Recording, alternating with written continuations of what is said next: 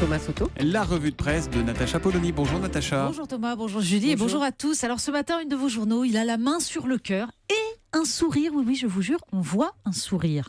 Le Télégramme affiche seulement un chiffre, 66%. La Nouvelle République, le triomphe de Fillon. Paris-Normandie, alors la variante Fillon, le triomphe.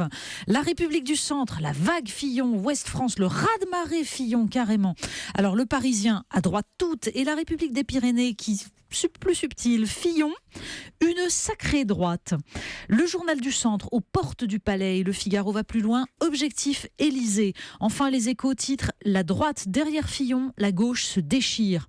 Alors Libération fait de François Fillon le leader maximo, mais préfère consacrer sa une à Fidel Castro. Il était une fois la révolution. Et l'humanité salue « Hasta siempre, Fidel ». Et Le Monde tente la synthèse. Fidel Castro, icône et tyran. Parce qu'entre ceux qui saluent le mythe et ceux qui dénoncent le dictateur, il semble assez difficile de rappeler ce que fut l'impérialisme américain en Amérique latine et son soutien à la dictature de Batista, comme à celle de Pinochet ou de tant d'autres. François Fillon, donc, pour commencer.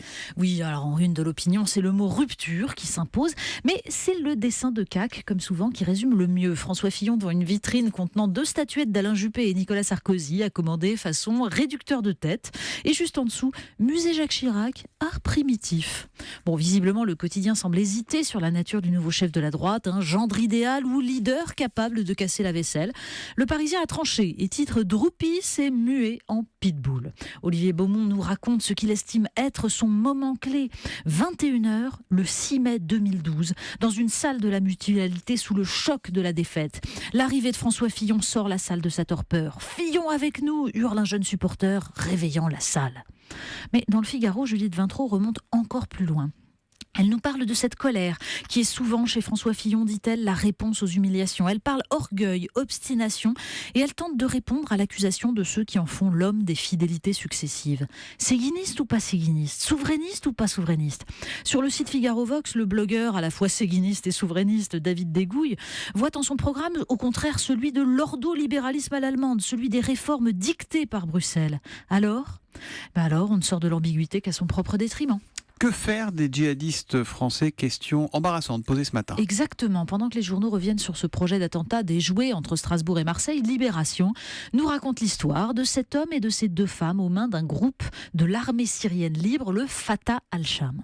Ils sont français. Les 2 femmes sont accompagnées de leur bébé nés en Syrie. Ils ont fui Raqqa, qu'ils avaient rejoint début 2015. Les Turcs les ont interceptés à la frontière et les ont renvoyés côté syrien au lieu de les confier à la France comme ils le faisaient jusqu'à présent. Les 3 déserteurs de l'État islamique, Abou Isra et sa femme et Mariam, sont scandalisés et réclament à rentrer en France. Pour leur avocat, ils sont même otages. François Fillon, souvenez-vous, après l'attentat du 14 juillet, avait proposé d'utiliser l'accusation d'intelligence avec l'ennemi.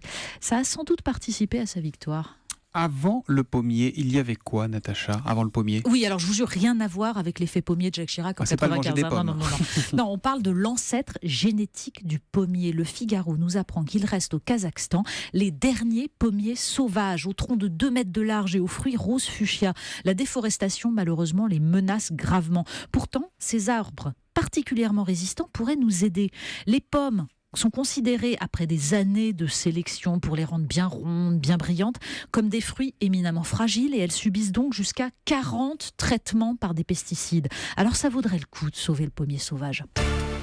Pour terminer, vous nous emmenez à la plage. Décidément, vous n'écoutez pas Laurent Cabrol qui nous dit depuis ce matin qu'il fait froid.